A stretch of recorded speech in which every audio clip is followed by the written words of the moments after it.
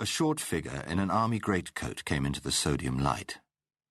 The hat he wore looked like an old képi of the Foreign Legion, and water ran from its peak. Hashim couldn't see the face. The man spoke in English, softly, in a rasping voice. "In Flanders fields," he said, "the poppies blow." Hashim repeated the syllables he had learnt by sound alone, with no idea of what they meant. "Between the crosses, row on row. Combien?" Even that one word showed that the dealer was not French. 25,000. The runner laid down a brown canvas bag on the bottom steps of the stairs and stood back. He had both hands in the pockets of his coat, and Hashim had no doubt that one would be clasping a gun. From the back pocket of his blue trousers, Hashim took out the polythene-wrapped money, then stepped back. This was how it was always done, no touching, and a safe distance maintained. The man bent down and took the money. He didn't pause to count it, merely inclined his head as he stowed the package inside his coat. Then he in turn stood back and waited for Hashim to move.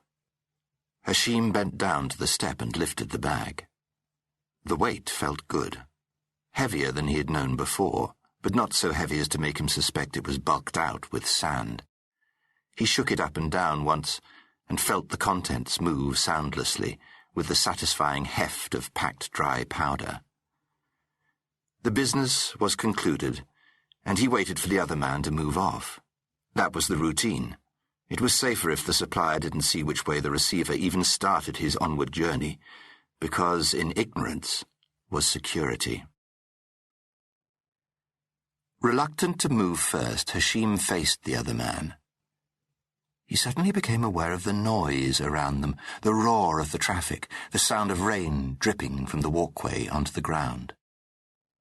Something wasn't right. Hashim began to move along the wall, furtive, like a lizard, edging towards the freedom of the night. In 2 strides the man was on him, his arm across Hashim's throat. Then the unpainted wall smashed into his face, flattening the curved nose into a formless pulp. Hashim felt himself thrown face down on the concrete floor and heard the click of a safety catch being released as a gun barrel pressed behind his ear. With his free hand and with practiced dexterity, the man pulled Hashim's arms behind his back and handcuffed them together. Police, thought Hashim, but how could they? Next he was on his back, and the man dragged him to the foot of the stairwell where he propped him up. From his coat pocket he drew out a wooden wedge about 4 inches at its deepest. He smacked it into Hashim's mouth with the heel of his hand, then hammered it home with the stock of his gun to the sound of breaking teeth. From his coat pocket he took out a large pair of pliers. He leaned over Hashim, and his yellowish face became momentarily visible. "This," he said in his bad French, "is what we do to people who talk." He thrust the pliers into Hashim's mouth and clamped them on his tongue. René Maty was having dinner with his mistress in a small restaurant near the Place des Vosges. The net curtains on their brass rail obscured the lower half of the view from the window, but through the upper light Maty could see a corner of the square with its red brick above the colonnades, and the rain still running from the eaves. It was Friday, and he was following a much-loved routine. After leaving work at the Deuxième, he took the métro to Saint-Paul and made for his mistress's small apartment in the Marais. He walked past the kosher butchers and the bookshops with their scriptures and 7-branched candelabra, till he came to a battered blue porte cochère, where, after instinctively checking that he had not been followed, he tugged at the ancient bell-pull. How easy it was for a secret agent to be a successful adulterer, he reflected happily as he glanced up and down the street. He heard footsteps on the other side of the door. Madame Bouin, the stocky concierge, opened up and let him in.